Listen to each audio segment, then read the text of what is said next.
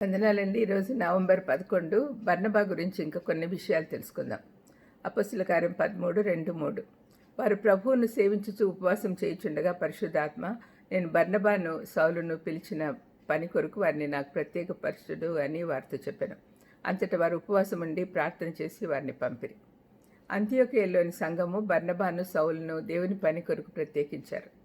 ప్రత్యేకపరచుకోవడము అంటే ఒక ప్రత్యేక కార్యం కొరకు ప్రతిష్ఠించుకొనుట. మనం కూడా మన పాస్టర్లను, మిషనరీలను, క్రైస్తవ పనిచేసేవారిని వారికి ఏర్పరిచిన పనుల కొరకు ప్రతిష్ఠించాలి.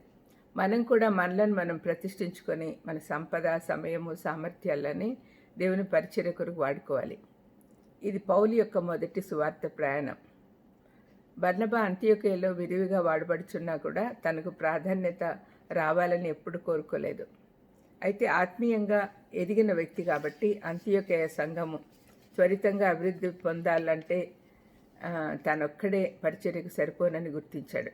వారికి బోధించటకు గాను తనకు తోడుగా ఇంకొక వ్యక్తి అవసరం ఉందని గుర్తించి దానికి తగినవాడు తార్సువాడైన సౌలు అని వివేచించాడు.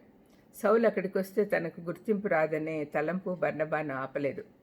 స్వయంగా తానే సౌలును వెతుక్కుంటూ వెళ్ళి అతన్ని అంతియోకియకు తెచ్చాడు. బర్నబా కేవలం అంతియోకియ సంఘం గురించి మాత్రమే ఆలోచించాడు. ఇద్దరూ కష్టించి సంఘాన్ని చాలా అభివృద్ధి పొందించి అనేకులను క్రీస్తు సారూప్యానికి మార్చినందున అంతియోకియలోని క్రైస్తవులకు మొదటిసారిగా క్రైస్తవులు అని పిలువబడ్డారు. మిషనరీ పరిచర్యకు దేవుడు పిలుపునిచ్చినప్పుడు బర్నబా వెంటనే సంతోషంగా ఒప్పుకున్నాడు. అంతియోకియలో పరిశుద్ధాత్ముడు తన పని కొరకు తాను బర్నబాను, పౌలును ప్రత్యేకించుకున్నాను అని చెప్పాడు.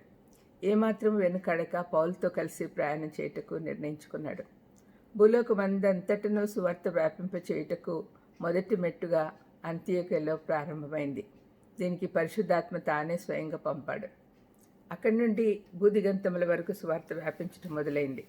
వారు చాలా తిరస్కారము, ప్రమాదాలు ఎదుర్కొన్నారు. ప్రభు కొరకు ప్రాణమిచ్చేదానికి కూడా వెనుకాడలేదు. అయితే సువార్త అన్యులకు వెళ్ళి అనేకులు రక్షింపబడ్డారు. అన్యుల ప్రాంతాల్లో అనేక సంఘాలు కూడా స్థాపించబడ్డాయి. ఇంత గొప్ప పరిచర్యలో బర్నబా ఒక సందర్భంలో మాత్రమే ఆత్మీయ పోరాటంలో తడబడ్డాడు.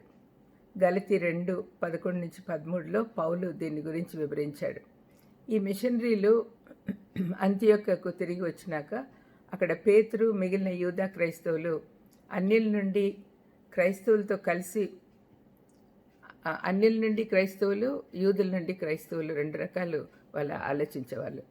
వాళ్ళతో కలిసి భోంచేయకుండా వేరుగా కూర్చోవడం గమనించాడు.